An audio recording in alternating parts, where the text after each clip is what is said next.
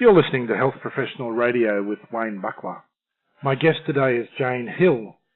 Jane is the CEO of Ovarian Cancer Australia and joins us today to talk about the activities and work of Ovarian Cancer Australia. Jane, welcome to Health Professional Radio. Thanks, Wayne. Now, Jane, tell us about Ovarian Cancer Australia and what it is that you do. Well, Ovarian Cancer Australia, we're an independent national organisation, and we take action for women affected by ovarian cancer. And unfortunately, survival rates for ovarian cancer is 43%. So we have a bold vision to increase survival rates by 25% by the year 2025. It's a very admirable vision. Yes, well, we're a very consumer-focused organisation, and what we like to deliver is what women with ovarian cancer want. Ovarian cancer is one of those very confronting diagnoses, I guess, for women. Is it a common disease? Well, as I said, we've got a 43% survival rate, but it isn't known as a high incidence cancer like breast cancer. Right. So it's not as prevalent.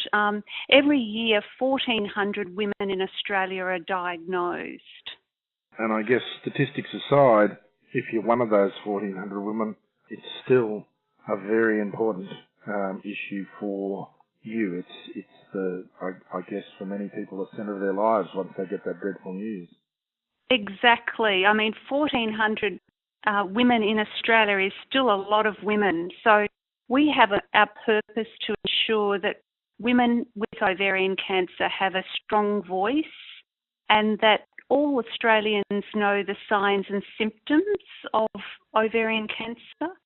And we're also very keen to see that women with ovarian cancer have access to best practice diagnosis and treatment and information and support. But also what's important is that we have a vibrant research area or effort in Australia that informs best practice and translates into improved quality of life and survival rates for women. And that research work that you're doing, I assume that's in conjunction with the universities and the hospitals. Are you unique in doing that in Australia, or are there other groups involved? Well, there are lots of groups, and Ovarian Cancer Australia doesn't undertake the work itself. We actually enable other organisations. We raise funds for research, and then we direct it to high-impact research efforts around the country. And there are a lot of very good research being done, which is recognised internationally.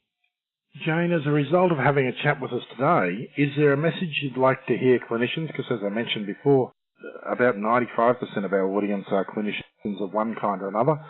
Is there a message that you'd like them to take away? Well, a lot of people think that ovarian cancer, it's a silent killer. But we all understand now that women who are diagnosed with ovarian cancer, they report usually 4 types of symptoms. And what I'd like to remind clinicians of those symptoms, and they are abdominal or pelvic pain, increased abdominal size or persistent abdominal bloating, needing to urinate often or urgently, or feeling full after eating a small amount. So those are the 4 signs of ovarian cancer. I know that they are general and perhaps non-specific, but just to remind clinicians and other health professionals that if you find women presenting with persistent symptoms, not to discount ovarian cancer as the cause. Yes, they are quite non-specific and general in nature, and I can imagine that it would be easy as a clinician not to give them enough weight.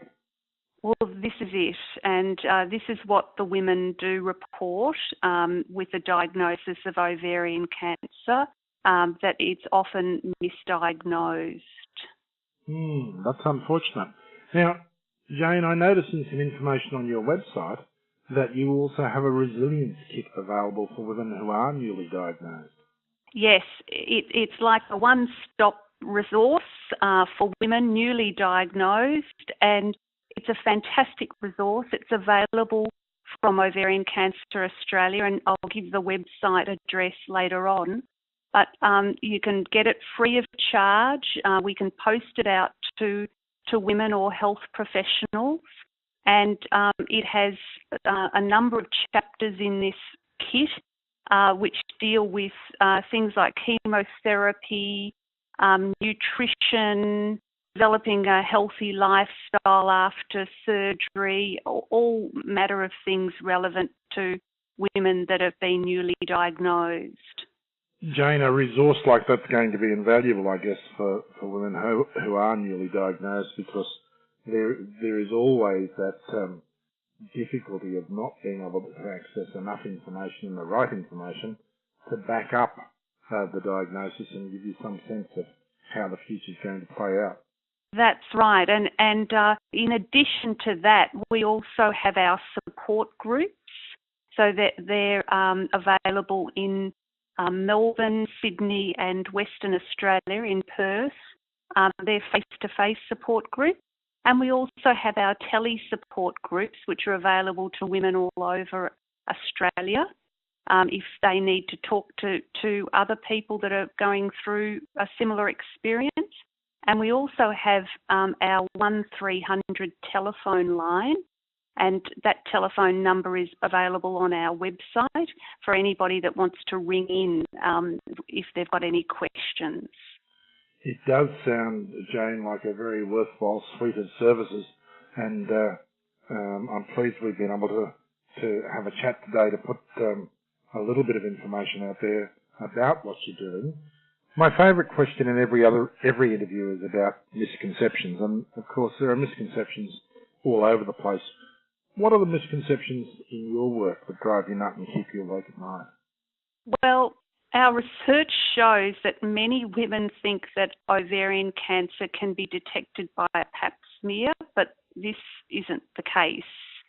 So there's no early detection screening program for ovarian cancer. So therefore, that's why we want to get across the important message about knowing the signs and symptoms of ovarian cancer, because a pap smear isn't going to do it.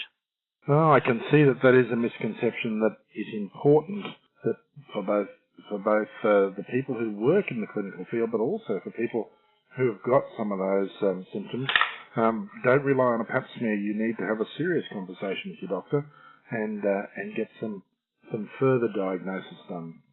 Yes, and Wayne, can I also mention that Ovarian Cancer Awareness Month is coming up. It's in February next year.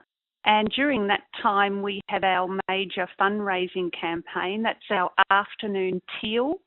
So it's obviously afternoon tea with an L on it. The teal is the international colour for ovarian cancer. So we'll be launching the campaign in November and calling on everybody to host a tea party to raise funds for our work. Well, I'm pleased we can get that message out there too, because yes. first of all, a good afternoon tea is always worth going to, and secondly, it's certainly in a worthwhile and admirable cause. Yes. Jane, it's been a pleasure having you with us. For people who want to get in touch with you, what's the best way for them to do that? It's best to contact us through our website. That's ovariancancer.net.au. Okay, now I'm always getting in trouble for this when not giving people enough warning to get their pencils ready. So, pencils ready, people, ovariancancer.net.au. And the alternative is, if you've missed my conversation with Jane Hill, it's available on our website as both a transcript and an audio archive on YouTube and on SoundCloud. And our website is www.hpr.fm. Jane Hill, CEO of Ovarian Cancer Australia, thank you very much for your time today. Thank you, Wayne. You've been listening to Health Professional Radio with Wayne Bucklar.